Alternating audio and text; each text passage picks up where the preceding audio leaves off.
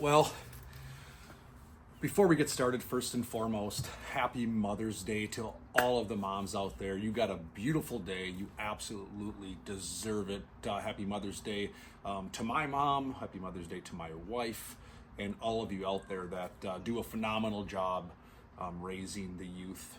Can't do without you. Thank you so much. So, fishing this week, first and foremost, after giving all the moms some love. It was the Minnesota Fishing Opener yesterday. People got out in full force. I don't know if I've ever seen a nicer Minnesota Fishing Opener weekend in my entire life. It got into the 70s yesterday. Today it tiptoed into the 80s. Kids are playing in sprinklers, running around. This is awesome. Almost too awesome, to be honest. Almost a little too warm. Water temps jumped right into the 60s. As we predicted last week when we talked, we have water temps in the 60s. Now we're talking surface temps, so it's not like you can dive down 10 feet and feel like it's 65 degrees. It's surface temp, this high sun, this warm sun warms things up. We got a little bit of wind, so that's just typical. I'm not going to sound like a broken record or get redundant. You know it's windy. It's been windy all the time. So it was super fun weekend. We could start to legally chase bass. Catch and release season until Memorial Weekend, but you could start chasing bass here in Minnesota yesterday. Obviously, the walleye season opened up, the northern pike season opened up. We're still chasing crappies, we're still chasing bluegills. Muskies are not open yet in Minnesota. I had some people ask about that. There were some muskies caught over the weekend. That happens by accident. I get it. You can't avoid it. You're throwing a chatterbait, a spinnerbait, pitching a jig and minnow for a walleye, whatever it might be. You're probably going to tangle in with a muskie once in a while, okay? That's okay. You didn't purposely target the fish. It's not illegal at that point. Don't get alarmed. Don't build anxiety. Accidental fish catches like that are going to happen. Make sure you take good care of the fish. Let that fish go right away. And you can start targeting these fish coming up in June in a few weeks. So awesome week. We did chase crappies throughout the week because back in Minnesota, we couldn't target game fish till yesterday. You all know that already. So we did chase crappies this week. Continued to find them in their spawning pattern. Fish are tuxedoed up, they're dark, they are spawning. They've been spawning all week. They were still spawning this weekend. So the big plump females are on their nest, releasing their eggs. A lot of them are I don't want to say all of them, but a lot of them are done. The males are now guarding the nest, they're guarding the sanctuaries, all that kind of stuff. So that's happening. Try your best not to go and pluck everyone off of them. Now, I'm not going to sound preachy, but that's the future of the fishery.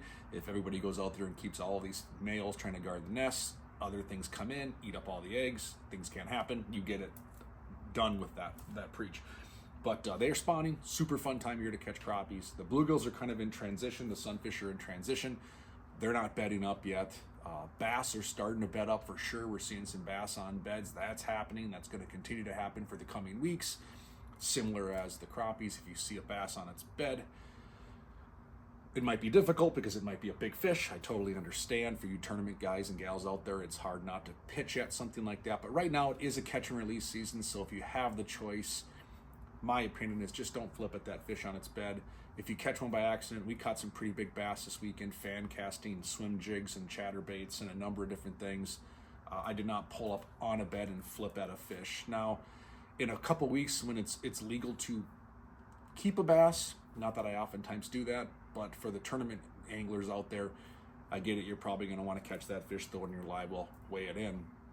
But right now it is a catch and release season. So from my perspective, I'm not trying to catch those big largemouth on their beds. I'm just moving by. Super fun to watch, super intriguing, not trying to get preachy. That's not how I'm wired. I think you know that, but that's just my advice, my opinion. So how do we catch our fish? We did chase some walleyes. Like I said, we chased some bass. We caught some pike. We caught a number of things. It was a very fishy weekend.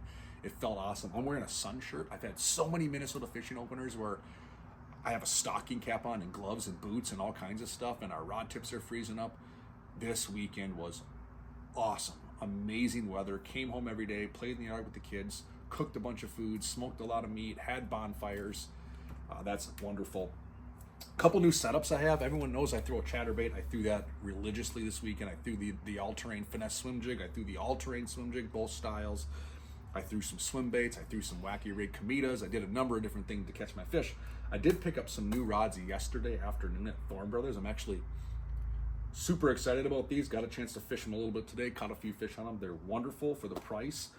I've been a huge believer in the Predator blank at Thorne Brothers. I don't think there's a better blank out there, but it can be spendy. I totally get it.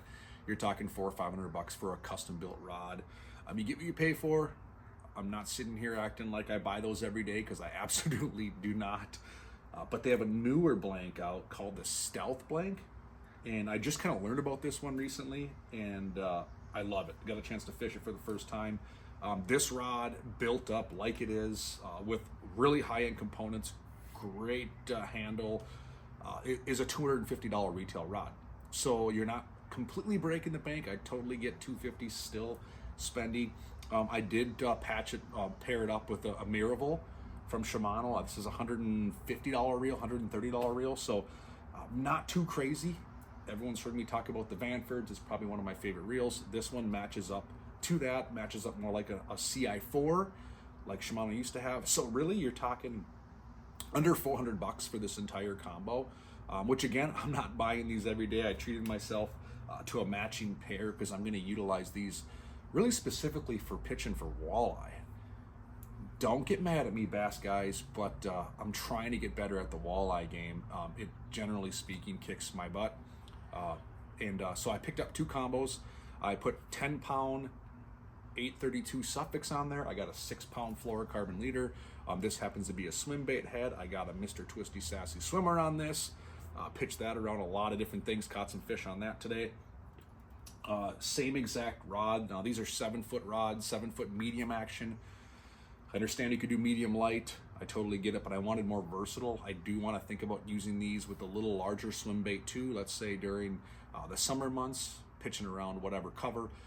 This one, same setup. I did go to a Scope TG. That's the new tungsten jig head this year from All Terrain Tackle, with forward-facing sonar, clearly becoming a thing. Shocker, right? No one talks about that. All Terrain's got a really nice lineup of jig heads called the Scope TG Tungsten. Beefier hook than the Drop TG. People have asking, well, isn't it the Drop TG? Better hook for the bass guys, walleye guys and gals. A little more stout, larger hook. Change it up just a little bit.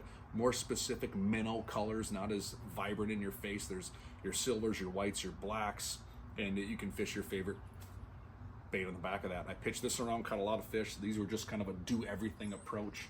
But that rod is actually super nice. Stealth blank from Thorne Brothers. If you stop in there, ask about it. So far, I'm very impressed.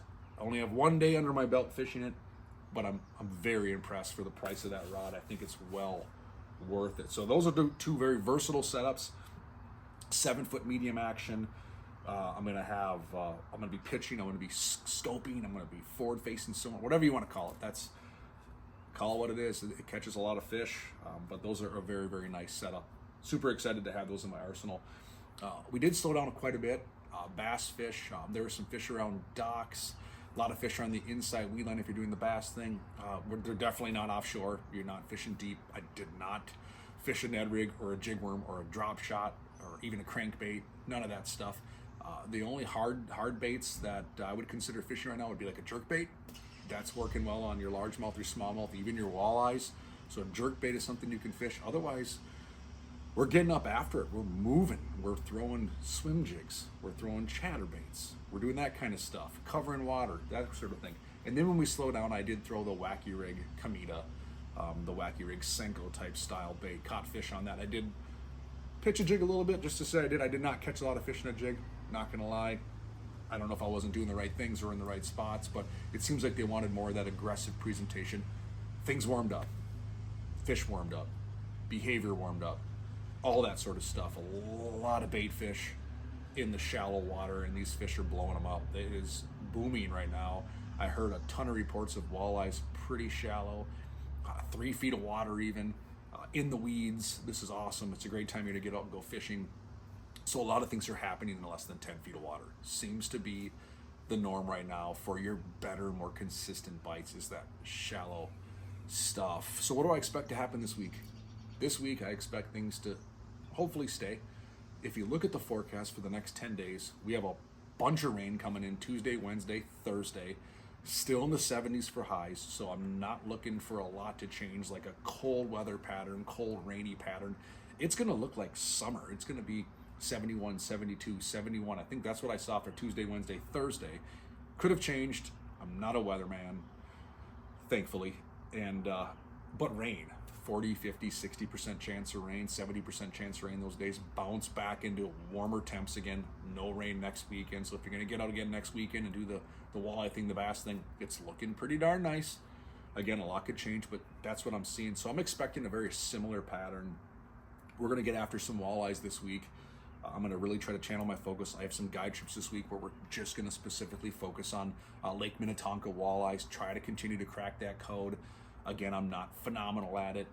I think we all have a vested interest in this to be have enough knowledge to be dangerous, but we're all learning. So I'm going to throw these new setups I just showed you, chase down some fish. I did buy some leeches. I did buy some slip bobbers, power corking, whatever you want to call it. I think that's what the walleye guys call it. We're going to use some of those tactics if we have to get some fish to bite. We'll see what happens. I'll report back in a week with what we found walleye fishing. If you caught some nice fish this weekend, post on this. Let me see some fish catches. Let me see some of the fish you caught. I did see some people respond to one of the bass pictures I posted yesterday. Tony Freund looks like he got out with the boys. Wonderful. That's one of the beauties of this. It is a Minnesota holiday, the Minnesota Fishing Opener. I saw you got out with the family. This is wonderful, as did many of you. I saw a lot of family pictures. Tony Mariotti, you had a Northern Lights photo with a bank fishing big old walleye. Beautiful scenery in the background. That was pretty darn neat. I saw a lot of different fish catch. I saw some lake trout caught in northern Minnesota, I believe. I saw a number of different things happening. So just a beautiful weekend to get out. It's going to continue to be a pretty nice week. Don't let the rain bother you. Like I said, it's going to be warm. Throw on your Blackfish rain suit. You'll be comfortable. You're not going to freeze to death, I promise you. It's just going to be a good all-around week to fish. So for those of you that have the entire week off coming up, I've heard that from many of you. You suck. Sorry. Call it what it is. I'm just kidding. Maybe. Enjoy it. Have fun. Catch a bunch of fish. The lakes will probably die down a bit. I always really like fishing this week after fishing opener because everyone gets it out of their system this weekend. Things turn a little bit back to normal. And for those that can play during the week, you know what I'm talking about. It's a whole lot of fun. So get out there. Have a good time. The boats are loaded with stuff other than crappie gear, which is awesome. I still have the crappie rods in there, but we're chasing everything else. So get out there, have some fun, be safe. And again, to all the moms out there, have a wonderful day. Enjoy it with your families. Get fed, get pampered, get taken care of. You more than deserve it. Thanks for watching.